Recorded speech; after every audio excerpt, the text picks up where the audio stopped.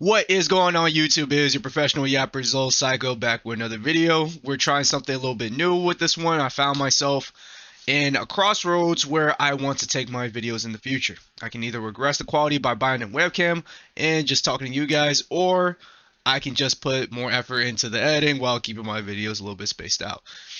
I decided I prefer quality videos over quantity. I like going back and watching these videos because I see them as almost like a time capsule for me. And I think about what I was thinking or doing at the time. It's pretty cool in my opinion. So yeah, with that being said, let's get the video started.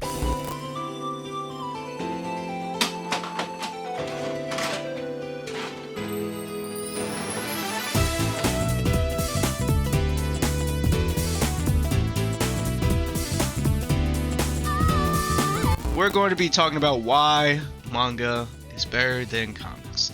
Now, this may be a bit weird considering what the word manga actually means. It's like saying why comics are better than comics, but you all know what I mean. I'm going to be giving you guys 3 reasons as to why I like manga more. And it's not to bash on comics and call them bad.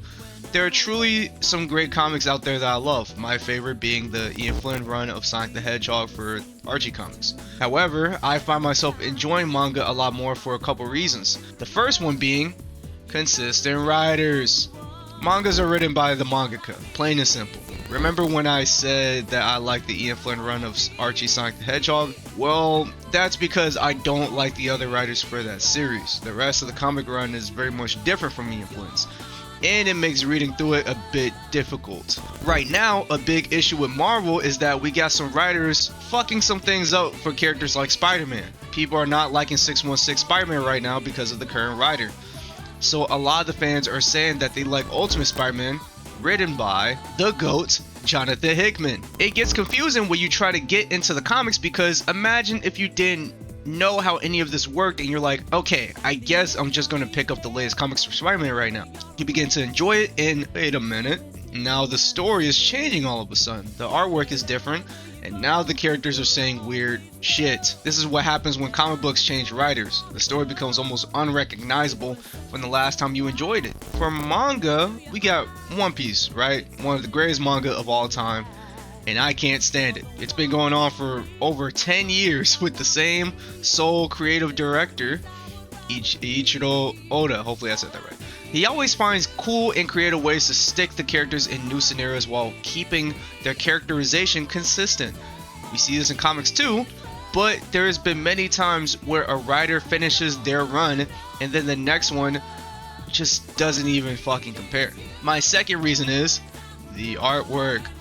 This isn't really a knock on comics. I kind of like both styles. I just prefer black and white over color most of the time. And I like the way the characters are drawn. But this can differ greatly depending on which manga we're talking about. You know, different mangakas have different art styles. Some are more simpler, more cartoony. Some are more realistic. Also, going back to my last point, I like that the artwork is consistent. We got the same artist from beginning to end. And in most cases, at least from what I've seen, it gets better as it goes on. Sometimes in comics we have a case where the artist changes and it gets better, like Invincible. The art gets godlike a bit early on or a little bit, I can't remember exactly when, but the art got really fucking good. As for more consistent ones I really fuck with The Walking Dead and how that's drawn. And I hate comics drawn like The Boys. It makes me want to throw up. One of my final reasons as to why I like manga more than comics, because I thought of another one, so I'm going to add that in later. The story has a beginning, it has a middle, and it has a fucking ending. I know that there are comics like this, like The Walking Dead and Invincible. This is mainly a gripe that I have with superhero comics. I really wish some of these characters just had a definitive ending. I know why they don't, I just wish that they did. We got some characters like Spider-Man who have literally been through everything, and the writers can't figure out what they want to do with him. Another character that I have a major gripe with, he's one of my favorite characters in all of comics, but they keep fucking him up, is Red Hood, Jason Todd. That's another character. They keep putting him through everything, but each time is written so bad. The only time he was in a story that I liked besides Under the Red Hood was the Red Hood and the Outlaws run. That's like the only thing he's ever been in that's good. Everything else is fucking shit. But yeah, as for Spider-Man, yeah, he's been through everything, and like it's so funny because right now he's so fucking lame, and they're giving all the cool shit to Miles and Gwen Stacy. Literally all the other Spider-Man characters are pretty fucking sick, but Peter himself has been just getting the shit end of the stick. The Ultimate Spider-Man run was really sick, probably the best Spider-Man run of all time, because it had a beginning, it had a middle, and an ending to Peter's story in that universe. They tried to ruin it with that shitty story when they brought him back to life and all that shit. It was weird, bro. I don't know why they did that. In manga, when a character dies, they actually stay dead for the most part. I remember reading Fairy Tail back in the day, and there was a lot of fake out deaths, but for the most part, people stay fucking dead. Now, there are some comics that don't really have this issue, like The Walking Dead, for example, writes death pretty damn well.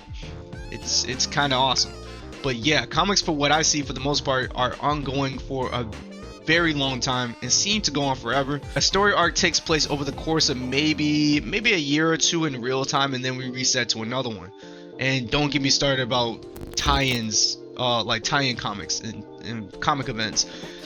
It makes the whole thing confusing and hard to follow. Most people, when they get into comics, don't even know where to fucking start. Let me give you an example. Let's say you want to read the Dark Crisis event that happened in DC not too long ago. You're gonna have to read it in this order. So you gotta read Justice League Incarnate 1 through 6, Justice League's number 75, Robin Volume 1, The Lazarus Tournament, Robin Volume 2, I Am Robin, Deathstroke Incorporated Volume 1, Shadow War Prelude, Shadow War, Green Lantern Emerald Knight number 1, Superman Kal-El Return Special number 1. Oh, this before Justice League number 70? Oh, Jesus Christ. Then you get to Justice League number 75, Aquaman number 6, Dark Crisis 0, Justice League Road to Dark Crisis number 1, Dark Crisis 1, Dark Crisis Young Justice, Dark Crisis 2, Dark Crisis 3, Dark Crisis Worlds Without a Justice League, Flash 783 to 785, Dark Crisis 4, Flash 786, Dark Crisis 5, Dark Crisis The Deadly Green number 1, I Am Batman number 15, Dark Crisis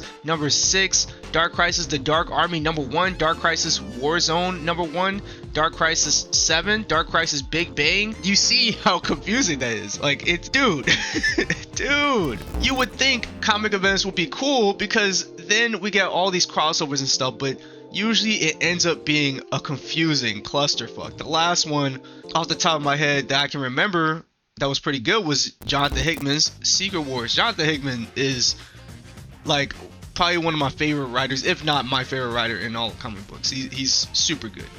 Civil War 2, well, even Civil War 1 was pretty stupid to me. There was a lot of stupid shit happening in that story. I just wish we had a beginning and an ending to these awesome characters, but I guess that just comes with the territory when you have characters that become larger than life like Batman and Superman. But man, when you look at the ending to comics like Invincible, it's fucking beautiful. And I think more comics should have endings like that. Guys, my last point was going to be about adaptations. Yeah, I'll say they're pretty even adaptations. We got some bangers, we got some fucking stinkers on both ends. For comics, you know, like we got some really good ones like Under the Red Hood. I think The Killing Joke is pretty good aside from like the first 15 minutes. And hell, like even like the Spider-Man movies, like I can't really name like a really bad Spider-Man movie. And then you look at The Walking Dead and Invincible, like those are pretty good adaptations. And with manga, you know, like we got some really good ones like JoJo's Bizarre Adventure, My Hero Academia and stuff like that. But we got some stinkers, bro. We got a lot of stinkers. I would say we got more on the manga side of things because you know that actually that's a can of worms when it comes to the oversaturation of anime and stuff like that. You know, with so many anime coming out, we're gonna have a lot of stinkers. So yeah, that about ends it for my video. Let me know what you guys think in the comment section down below. Make sure you comment, like, and subscribe, and I will see you all later. Goodbye.